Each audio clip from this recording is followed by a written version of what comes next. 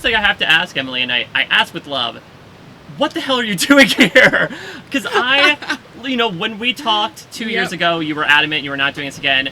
When I was doing the whole wish list thing last year, I asked several of your cast members, like, are you sure Emily doesn't want to do it? They were very matter of fact that this wasn't the case.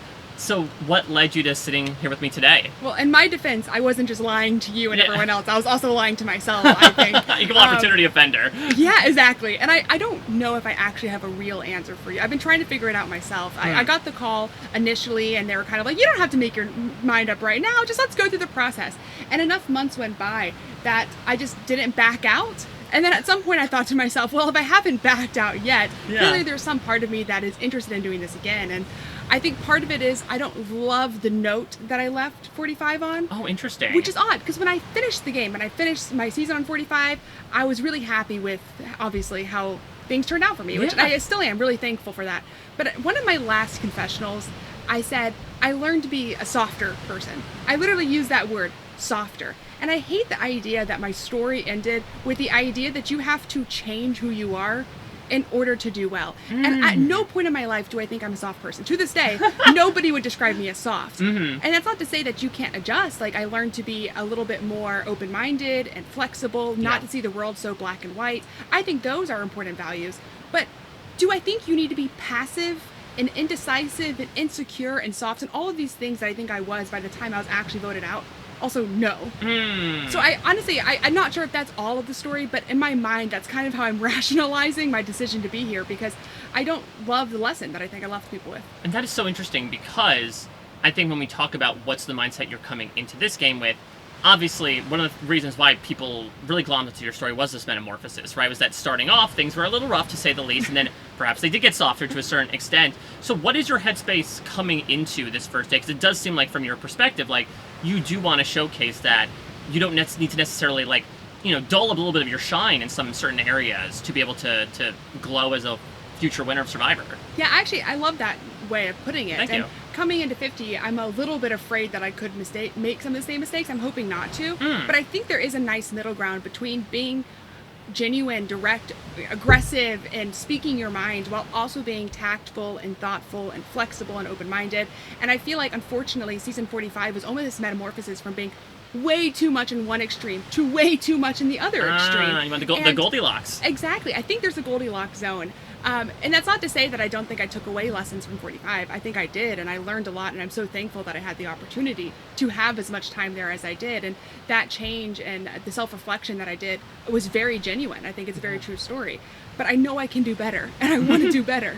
Yeah, so let's talk about also what your life has been like, because, when you were out on the island, we have that, of course, iconic wine-laden session of the Sanctuary. When you talk about getting new perspective into your relationship, you are newly married. So what has it sort of been like to go through so many life stuff in between these Survivor seasons? Yeah, that's such a good question. And when I came into 45, I think I said, if I'm not going to win the game, I'd rather be the first person voted off. Because in my mind, you're here to play, you're here to win. And if you're not here to do that, there's very little value you get otherwise. And I now am acutely aware, as per my recent marriage, there's value and experience. And what I'm going to take away from season 50, I don't yet know, I think, coming in right now. I hope it is $1 million, plus all these wonderful lessons that I'm sure I'll learn.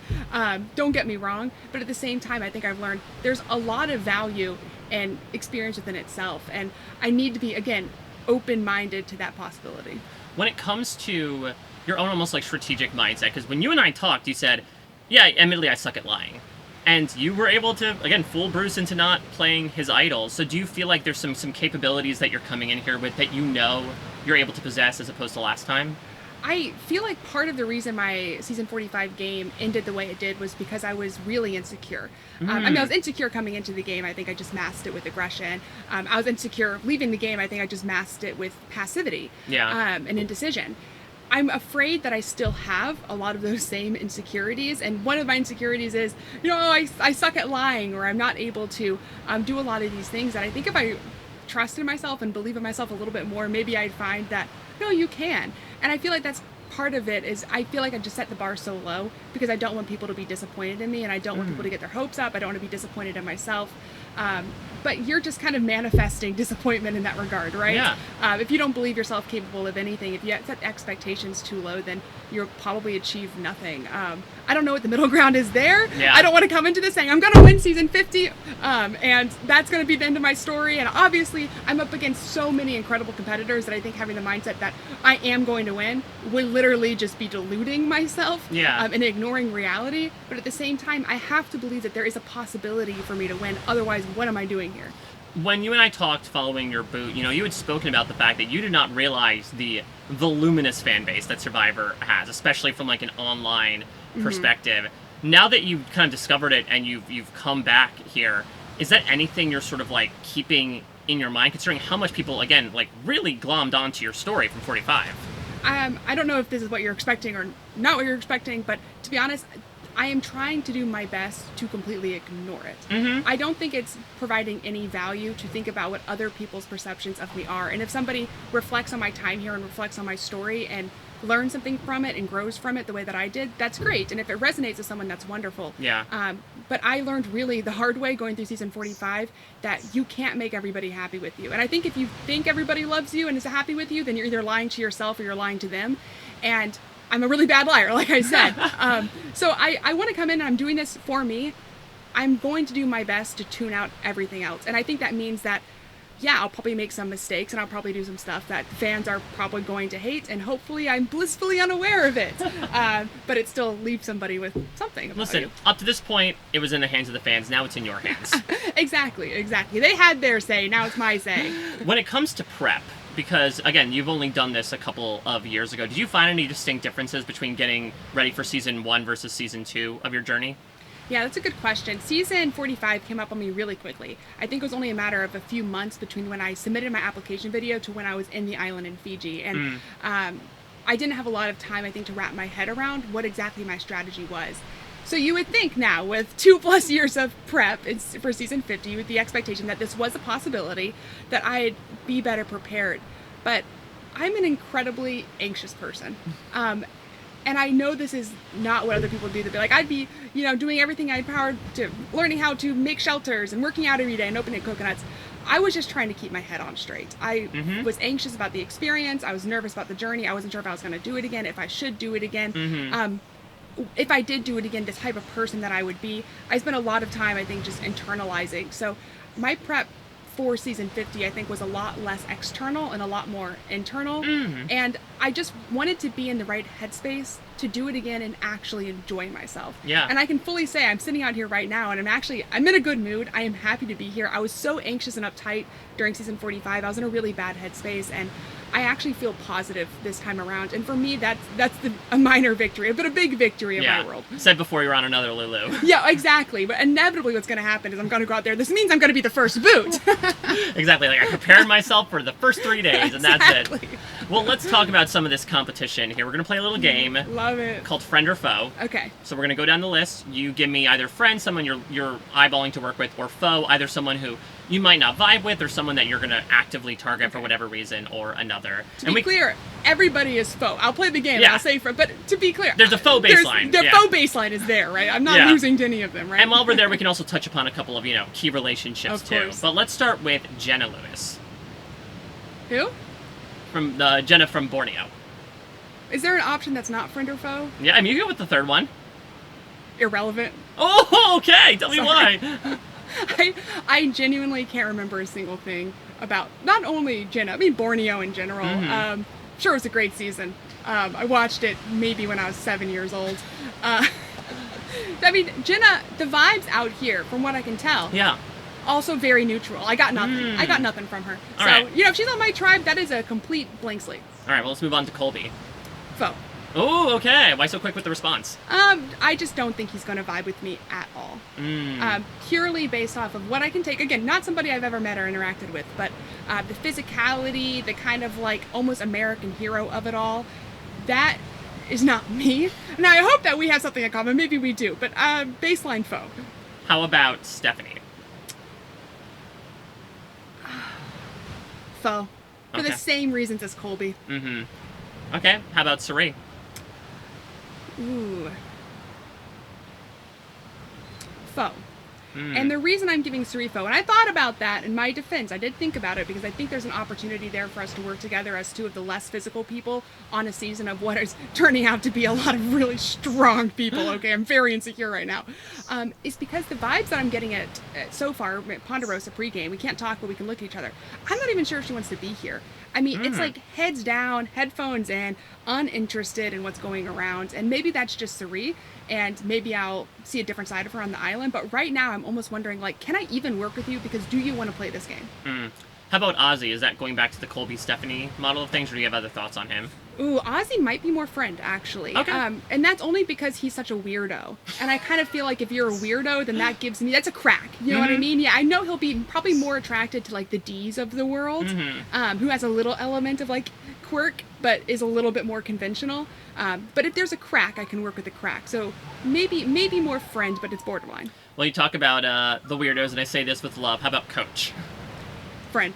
Yeah, friend. You. I don't know why. You lit. I know. Up. I am just like have my fingers crossed that I'm on the same tribe as Coach, and I cannot tell you why because I have never met the guy until 3 days ago when we were on a plane going to Fiji together, and we have so many things that are very different. So it should be faux. Like thinking of going back to like all these other things, but at the same time, I feel like when it comes down to his baseline, I'm like you're kind of a weirdo who is really direct and will always speak his mind, and I love that. I love people who are just truly authentic to themselves, and so I don't know, I feel like I'm gonna vibe with Coach. How about Aubrey? Friend, purely because I think the archetype, Aubrey doesn't have much choices out here, and I feel like I'm gonna be one of her limited opportunities. How about Chrissy, fellow financial analyst? Friend, and I don't have any reason to say that other than she's very adorable, which, oh my god, is judging someone based off how their look, and I hope nobody else is doing that for me, even though I actually think maybe my look is pretty fair to judge me off of, but she just seems really friendly. Okay, how about, let's go to our trio from David vs. Goliath. Let's start with Angelina. I really want to say friend, but for some reason I'm leaning foe, and I really can't provide a logical explanation for it, but maybe it's the makeup, maybe it's the beauty of it all, and maybe I'm making a judgment based off of that, but I just don't know if she's going to like my out there-ness. I don't know if, but I loved her on her season, and that's what's so confusing about it. But the vibe that she's bringing to the island now is, in my opinion, it feels different than when I watched her on TV. So I don't know if she's changed in that time. All right, well, let's talk about somebody who you do have a pre-existing relationship with. Yes. Give me your thoughts on Christian. Yeah, Christian's definitely friend, only because that is a known quantity. I think I understand how Christian's brain works, and I think he understands logical, strategic gameplay. And it's logical and strategic, I think, for him to want to work with me. That being said, like, he's such a big threat. If he makes it, he's not targeted for his lack of physicality on his tribe, which I don't think he will be because he's such a strategic puzzle mastermind. Then that's somebody that I would not want to be sitting next to in Final Three. Mike White. Foe. What are you even doing here? No, I want somebody to answer that question for me. Yeah. I mean, you'll maybe ask him on the beach on day one, whenever that comes. Hopefully he's not on my drive. I mean, that'd be the perfect Emily 1.0 star where you just be like, can I push back on that? What are you doing here, Mike? You know what? I have half a mind. What I want to get him to do is publicly promise to everyone that he will not put a single contestant from season 50 on any of his TV shows or movies moving forward, because I feel like otherwise the entire narrative around his time here is going to be, oh, well, are they trying to buddy up to Mike White? It's not to say they won't vote him out, but are they just trying to be friendly with him and work with him because they want something from him? Yeah. Let's shut it down right now. All you have to do is say, hey, it's not happening, guys. So, if you work with me, you're working with me. You're not working with my TV persona. Yeah, I mean, that's a great way to put it, because then it also kind of kills two birds with one stone, where they're not, like, sliding into his DMs afterwards being like, season 4, Mike? Exactly. That stuff irritates me. How about Rick? Foe. And that doesn't make logical sense, I can tell. Your eyes. No, I was just trying to think through the pause you took. And that surprises me, because I think coming into the season, if you had told me Rick Devens was going to be on it, I'd say, oh, that's a friend, right? Similar kind of like archetype almost. But I don't know. He's probably a really pleasant guy. I only judging him based off the lack of interaction we've had at Ponderosa, but what I've seen him doing. And there's something about him that comes off a little smart, like a little inauthentic. Lots of like buddying up and cozying up to like the producers and other people. Like, we're friends, bro. Come on, give me a, a hand slap or something. And then we're sitting day one. We just got to Ponderosa, okay? Like, we just coming down, we're sitting at our tables, nobody's saying anything.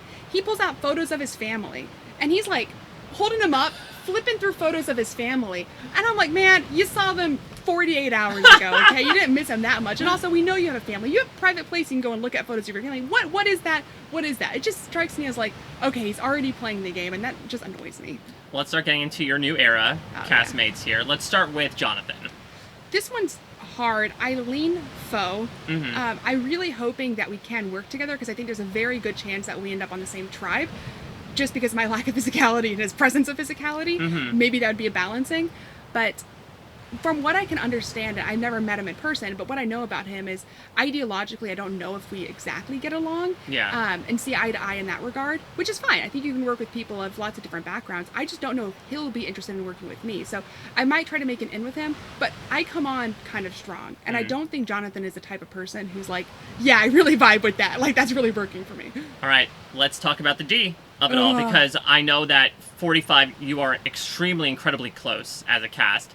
There's also the thing that last time you were out here, Dee helped arrange for the one vote that took you out. So how are you feeling about her coming into this? I have a lot of respect for Dee, and I do think that it's accurate, and people describe her as one of the most dominant players of the new era. She has it all.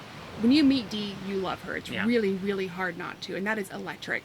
And that can almost be an asset, because I do think that she is aware that she's a big target, and if in her mind she can view us as working together, then that keeps a big target around. And I think when it comes down to the season 45ers, who's like, oh, Emily is so threatening, not when there's Dee sitting right there. That being said, I am not going to lose to the same person twice. It's embarrassing to lose once. Imagine losing to the same person twice. So I have no intention of going to the end with Dee or doing anything that is going to be like, I'll further her game at the expense of mine. But I do think we can work together to some extent. All right, let's move into 46. Charlie. I like Charlie. Seems like a nice guy. I don't know if he'll like me very much. He seems very conventional. I'll go friend, purely because the new era, 45, 46, like, we're all out there together. I feel like he'll want to work with me, and I feel like he knows what he's getting when he gets me, so I'm not like an unknown quantity to him. All right, well, let's go to the exact opposite of conventional, perhaps. Give me your thoughts on Q. Ooh, this one's so difficult. I'm leaning friend for Q, and let me explain why it's difficult. I have met Q once or twice, maybe, in person, and I cannot get a read on the guy. Like, if you think the Q you see out here is different from the Q in real life, it's not, and that's concerning. So I can't tell if the guy hates me, because every interaction we've had has been weird. And so I'm a little bit afraid he low-key just despises me. I have no idea. But I think the only way I'm sitting at Final 3 is if something weird has happened. Like, this would be a crazy season if I'm sitting at Final 3 with this group of people. So I need the chaos. I need the Q chaos. So for that reason alone, he's friend. How about Tiffany? Maybe more foe for Tiffany. I know Q and Tiffany are close. I know post-game they're probably likely to be working together, so I don't know how I work with one and not with the other. Not that they won't eventually turn on each other, but Tiffany is just very strategic and thoughtful, and I find that very threatening. How about Genevieve? I think friend for Genevieve, purely because Genevieve's on an island right now. She's similarly, literally on an island. Similar to me, she is coming into the game, I think, with some of the less pre-existing relationships. She was also perceived as a big threat, so like Dee probably gets targeted before me. I think she needs allies. She's coming in with probably not very many, and I think I can be an ally for her. I'm, again, a known quantity, so friend. Talking about known qualities, let's talk about some very recent known quantities. What about Joe? I genuinely forget that Joe is here. I like, not to be mean to the guy, I love him, but like sometimes I look around and I see him, I'm like, oh man, God, you're here too. So Joe is almost kind of like going back to, who was it on season 1 whose name is already forgotten? Jenna. Joe and Jenna. It's the Jays. I'll go with foe because I think his alliance in 48, if I'm not mistaken, was one of the buff guy alliances, and obviously I don't fit. How about Camilla? Friend. Again, similarly to Q, I've interacted with Camilla a couple of times, and I can't tell if she hates me or not. And for that alone, it makes me a little bit nervous because she has had plenty of opportunities. We've talked. We've played some games together. She could have been like, hey, Emily, I'm on season 50. Not that I think that you should do that. I hate pre-gaming. If somebody does that to me, it irritates the heck out of me. But nobody did that, including Camilla. And that to me says, okay, she either has the same mindset I do, or she's just really not interested in me. Both are fair. How about Kyle? Similar thing to Camilla. I'll say Kyle lands a little bit more on the foe side than the friend side, only because with this cast of people, I can always figure out a reason why somebody was put on the cast. Right. Something's wrong with you. Something's going on. That's why you're here. With Kyle, he's way too well adjusted and way too normal, and that is so threatening to me because I'm like, what's wrong with you? Yeah. And the answer is nothing. Well, let's talk about the two unknown quantities at the end here. It could be assets, could be liabilities. What are your thoughts right now on the two people from 49? Yeah, so right now I'm not getting great reads on either of them. Okay. I will say, not trying to meta the producers here, I would probably be casting two people who either hated each other or two people who worked really closely together on 49. And right now, the two 49ers, I believe the names are Savannah and Rizzo, they are sitting very far away from each other at Ponderosa. They're not interacting with each other at all, which is exactly what I would do if we were actually very close and we wanted to pretend like we weren't. So that makes me think that they probably work together. Savannah seems nice enough, not getting a great read on her. Rizzo seems jaded as hell. And I don't know if my reads are usually totally wrong, by the way. But he has an intensity to him, just sitting in a tent, like just almost seems like he has something to prove. So I kind of like that. If he actually is coming into this game with like an element of intensity, then I could work with that. So it's interesting because when it comes with returning players, they usually will glom at least some qualities on from the winner of their season to bring into their own. Now, you are playing with the winner of your season, but I'm curious, is there anything from Dee's game in 45 that you're trying to adapt into your own? I think if I try to be Dee, I'm going to fail at it really spectacularly. I'm not sure if there's much that Dee and I have in common, but there is one thing that Dee did that I have a lot of respect for that I hope I can do, which is keep my mouth shut. It's hard for me to keep secrets and to only share information that needs to be shared and know when the information should be shared. Dee was really good about only giving tidbits when it was necessary, so I hope I can take that away from her. All right, let's do some creative thinking here. What role in Blood on the Clock Tower are you going to play like in Season 50? Ooh, that's such a good question. You know, I hope I can be kind of like the Scarlet Woman. If anybody's unfamiliar with this, basically if the big bad person gets killed on the Clock Tower, the Scarlet Woman's the backup plan. The game continues with the Scarlet Woman. And that's what I'm kind of hoping I can do is latch on to somebody who is more of a immediate target than myself. That should hopefully get me through the first half of the game. And then by the time that person is knocked off, I am ultimately the person sitting at Final 3. I love that, exactly. And you can still play like, no, listen, I wasn't the demon to start off. Exactly, so, like, exactly. Last thing I want to ask, you know I asked you this last time, but I'll give you another opportunity. If you could bring a celebrity or a fictional character out as a loved one. Do you remember what you said last time? No. You said Ron Weasley. I'm sure I did, because that's the only fictional character I can think of. I mean, if you want to stick with your answer, the immediate thing I thought of was Ron Weasley again. Just feels like the biggest impulse thing. Yeah, to be honest, right now I'm actually reading Mistborn. Ooh, yeah, okay. It's so good. I finished the first one, and I put it in the discarded books at Ponderosa, hoping that somebody else would pick it up, and nobody else has. And I'm like, pick it up, it's so good. A future player will come along and read Emily's Mistborn. So I read through Mistborn. I'm halfway through the second one in that trilogy, and I'm going to go with one of the main characters in Mistborn, which is Vin. I feel like that would just be very helpful skill set to have. So yeah, if you ever read Mistborn and you want to know what I'm talking about, do it. There we go. Well, I'm excited for you to miss the competition moving forward. This is RHAP. We know reality TV.